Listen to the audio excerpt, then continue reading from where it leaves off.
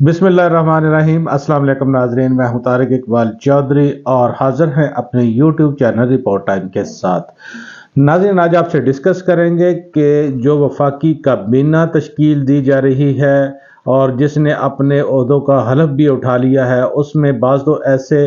पुराने चेहरे हैं, पुराने नाम हैं जिनसे सभी वाकिफ़ हैं। वो जो सियासी चेहरे हैं, वो जो अक्सर औकात वो मुस्लिम लीग नून की जब भी गवर्नमेंट बनती है तो जिस हर मर्तबा उनको शामिल किया जाता है, लेकिन इस मर्तबा कुछ नए चेहरे भी वफाकी वज़रा के तौर पर सामने आए हैं और इन वफाकी वज़रा के बारे में वो बड़े दिलचस्प हकायक हैं जिनसे आपसे बात करेंगे। सबसे पहले तो आपको बताते जाए कि नए जो वफाकी वजीर हैं मोहम्मद औरंगजेब, उनकी तकर्री की गई है। उन्होंने अपने ओहदे का हलफ उठाया है और उनको इसहाक डार की जगह पर लाया गया है। जैसा कि इसहाक डार के बारे में वो जो खबरें आ रही थी पिछले दिनों के, उनको वजारत खजाना का कलमदान नहीं दिया जा रहा, उनके वो जो कुछ चपकरिश हैं जो पिछले जो गुज़श्ता उनके वो जो बाज़ उनके जो तल्लकात कशीदा रहे हैं, इस वजह से उनको वजारत ख़जाना के कलमदान से हटाया गया है। तो नाज़रीन, आपको बताते चले कि मोहम्मद औरंगज़ेब ये एक नया नाम है जो वफाकी काबीना में शामिल है। बिलाशुबा ये एक पढ़े लिखे इंसान है, लेकिन इनका बैकग्राउंड जो है, फैमिली बैकग्राउंड, वो सियासत से जुड़ा हुआ है। तो सबसे पहले तो आपको बताएं कि मोहम्मद औरंगज़ेब जो हैं ये हबीब बैंक के वो सदर हैं और एक बारी तनख्वाह पर मुआवजे पर वहाँ पर काम कर रहे थे। और इसके साथ वो डच पाकिस्तानी भी हैं, जहाँ पर अभी वो इतलात आ रही हैं कि उन्होंने अपनी वो एक नेशनलिटी छोड़ दी है सिर्फ वजारत ख़जाना का कलमदान संभालने के लिए। तो मोहम्मद औरंगज़ेब के आपके बारे में बताएं, पढ़े लिखे इंसान हैं, एचिसन कॉलेज से, उसके बाद वो पेंसिल्वेनिया से वो उन्होंने तालीम हासिल की है, एमबी किया हुआ है। लेकिन जो इनके मतलब वो जो एक दिलचस्प वो सूरत हाल जो सामने आ रही है, उनका जो फैमिली बैकग्राउंड है वो पॉलिटिक्स से भी जुड़ा हुआ है। वो इस तरह से कि इनके जो वालिद थे चौधरी मोहम्मद फारूक, वो 2 मरतबा पाकिस्तान के अटॉर्नी जनरल रह चुके हैं। ये दोनों अदवार, पहले तो ये एक निगरान जो सेटअप आया था 93 में, उसमें ये अटॉर्नी जनरल थे। उसके बाद 97 में नवाज शरीफ का जो दौर आया था उसमें अटॉर्नी जनरल रहे, और 97 में जब ये अटॉर्नी जनरल रहे तो इनके बारे में वो है कि ये जो मौजूदा सदर आसिफ अली जरदारी हैं,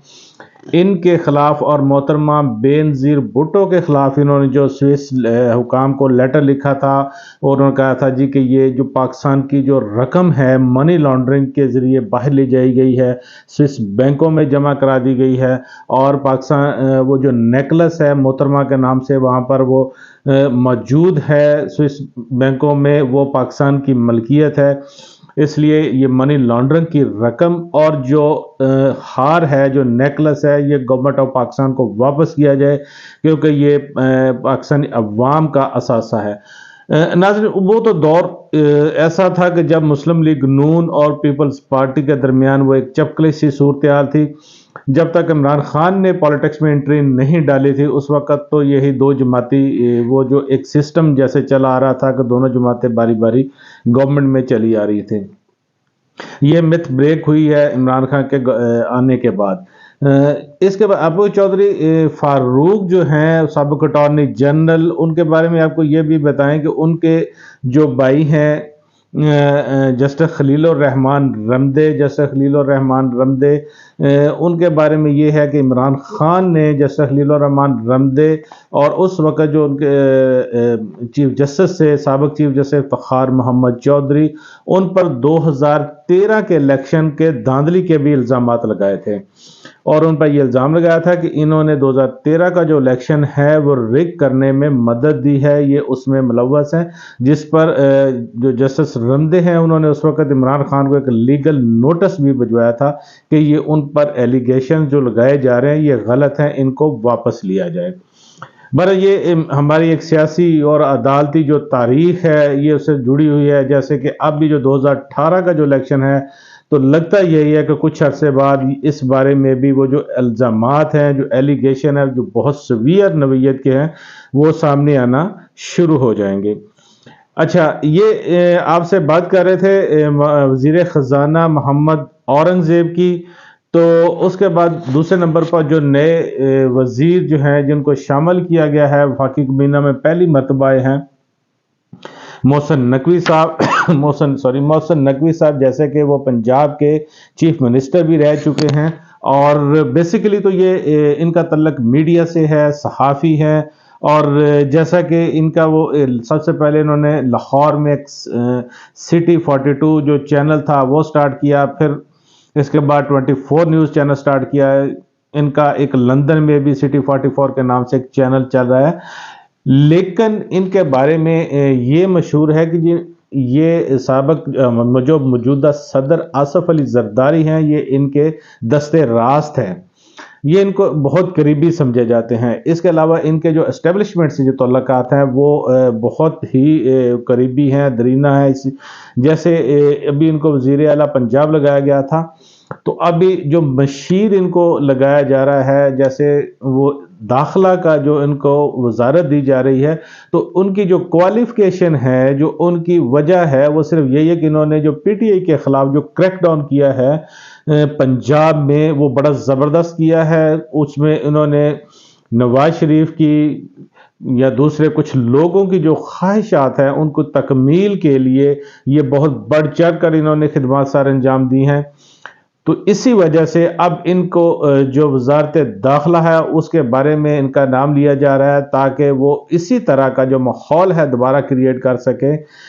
گرچہ یہ ماحول پاکستان کی سیاست کے لیے، پاکستان کے لیے ہرگز سازگار نہیں ہے، لیکن چونکہ محسن نقوی یہ اپنا کردار ادا کر چکے ہیں اور آئندہ بھی یہ لگتا ہے اسی طرح سے یہ آگے چلنے کا ارادہ رکھتے ہیں، تو اگر یہی صورتحال رہی تو لگتا نہیں ہے کہ جو پاکستان کی جو پالیٹکس ہے، جو موجودہ پالیٹکس ہے، اس میں کوئی افہام و تفہیم کی جو صورتحال ہے وہ سامنے آ سکے گی، یا اس میں کوئی بہتری کی گنجائش جو ہے وہ سامنے آ سکے گی، یا جو موجودہ گورنمنٹ ہے اس کے بڑا لانگ ٹرم آگے جانے کی وہ کوئی ایسی شنید دکھائی دیتی ہے۔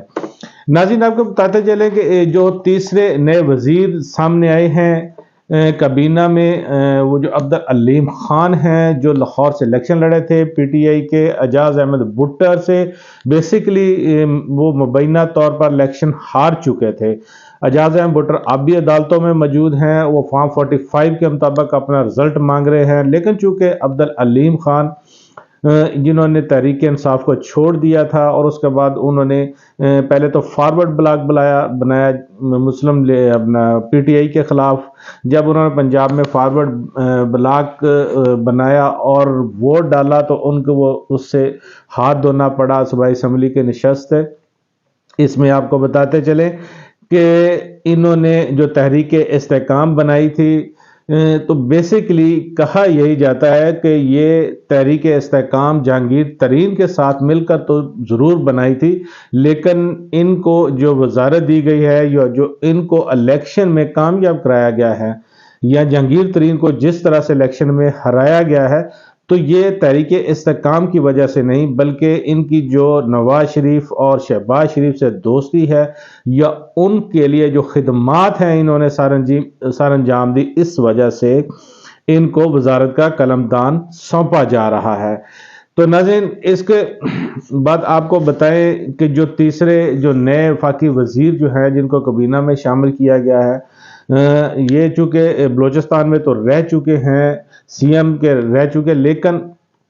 اس مرتبہ وفاقی کابینہ میں آئے ہیں جام کمال، ان کے بارے میں یہ ہے کہ یہ بیسیکلی جو لسبیلا کی ریاست ہے، یہ قیام پاکستان سے پہلے ان کا جو خاندان تھا یہ اس کا حکمران تھا اور یہ ریاست کلات کا ایک حصہ تھی۔ یہ بڑے لمبے عرصے سے یہ ریاست چلی آ رہی تھی جس پہ ان کے خاندان جو تھا وہ حکمرانی کر رہا تھا۔ ان کے جو والد ہیں جام یوسف، وہ بھی سابق وزیر اعلیٰ رہ چکے ہیں۔ آپ کو بتاتے چلیں کہ جام کمال کو اس دفعہ جو شامل کیا گیا ہے وفاقی کابینہ میں، تو یہ بیسیکلی اسپائرنٹ تھے سی ایم بلوچستان کے لیے، لیکن چونکہ سی ایم بلوچستان کے لیے ایک نام جو ہے وہ سامنے آ چکا تھا، نون لیگ اور پیپلز پارٹی کی جو آپس میں سیاسی मफाहमत हुई, गुफ्तगू हुई, उसके नतीजे में जो ज़बरदस्त नाम सामने आया, तो इस वजह से उन्होंने जम कमाल को वफाकी काबीना में शामिल करने के लिए उन्होंने तलब कर लिया। अच्छा नाज़रीन, आपको बताते चलें कि अभी जो एक नए वजीर और सामने आए हैं, कैसर अहमद शेख, जिनको बुनियादी तौर पर चन्योटी शेख भी कहा जाता है। ये कारोबारी शख्सियत हैं और इसमें ये चैम्बर ऑफ कॉमर्स के ये प्रेसिडेंट भी रह चुके हैं। तो इनके मुस्लिम लीग नून से दरीना तल्लुकात हैं। ये अभी जो पिछले दिनों इलेक्शन कैंपेन चल रही थी, तो इनके सर पर एक पत्थर भी लगा था, जिस पे इनको वो बड़े खबरों में ये रहे थे। तो ये तो कुछ नए नाम थे जो काबीना में अभी शामिल किए जा रहे हैं। लगता है अभी कुछ मजीद नाम भी शामिल किए जाएंगे। तो ये इनके बारे में कुछ हकाइक से जिससे आपसे गुफ्तगू कर रहे थे। इसके साथ इजाज़त दीजिए, अपना बहुत सारा ख्याल रखिएगा। फिर हाजिर होंगे नए वीला के साथ। अल्लाह हाफिज़।